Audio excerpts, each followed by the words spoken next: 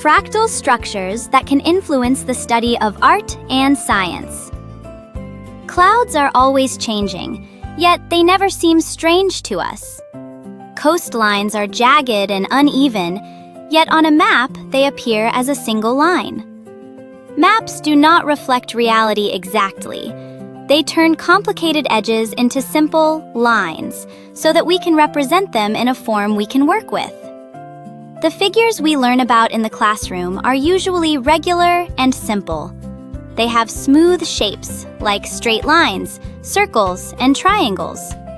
Euclidean geometry is very effective for studying these kinds of shapes. The concept of dimensions is easy to understand. A line is one-dimensional, a plane is two-dimensional, and space is three-dimensional. The more we organize, the neater the world appears.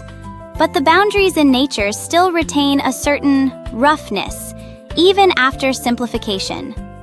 The edges of clouds, the branching of lightning, and the spreading of tree branches show new curves the closer we look. And even from far away, their shapes do not disappear. To explain why these shapes appear, a different language that communicates with nature was needed.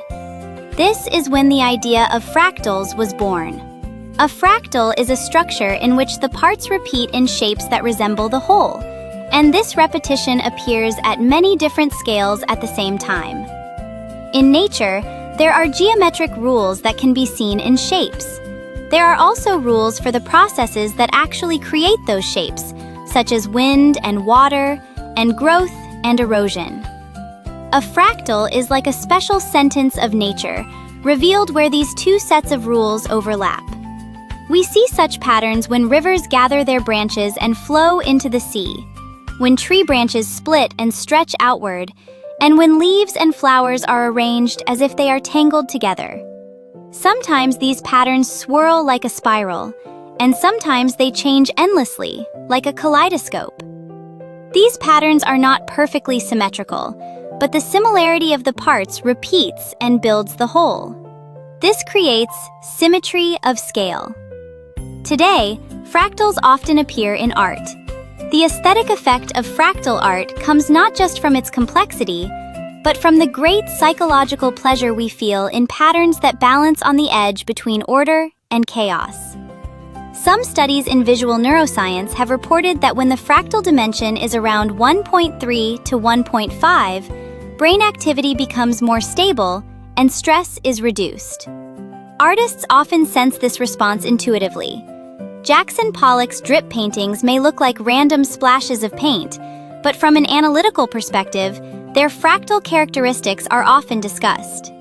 In Antoni Gaudi's Sagrada Familia, and in the decorations of Hindu temples in India, small motifs combine to form larger ones, forming repeating patterns. People often feel as if they are looking at nature when they stand in front of these buildings. The gift of fractal art may seem like a coincidence, but it is not completely random. It is an attempt to recreate the complexity of nature in a convincing way. Fractals also give hints about how science explores the world. It is easy to misunderstand science as a way to remove complexity, but in reality, it is closer to finding repeating rules within complex phenomena. When a simple principle is repeated many times, it can produce entirely new shapes. Imagine the Koch snowflake or the Sierpinski carpet. The rule itself is simple, but as it is repeated, surprising shapes emerge. Sometimes, nature appears before us in this way. This idea is somewhat similar to the way artificial intelligence learns. When a process uses itself to explain or generate something, it is called recursive. Fractals are a prime example of a recursive structure. Once the rule for creating the parts is set, the whole can grow quickly. Even artificial intelligence cannot learn all the information in the world. What matters is not just the amount of information, but how it compresses and organizes the structure of that information. Artificial intelligence first learns a fundamental pattern, then transforms and extends it to create new results, a process that resembles the way fractals work. Why did these shapes take the form they did?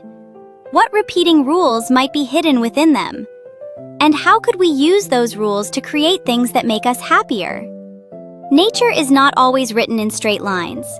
Yet we try to uncover the rules even in its rough edges, because that is how mathematics has interacted with nature for a long time.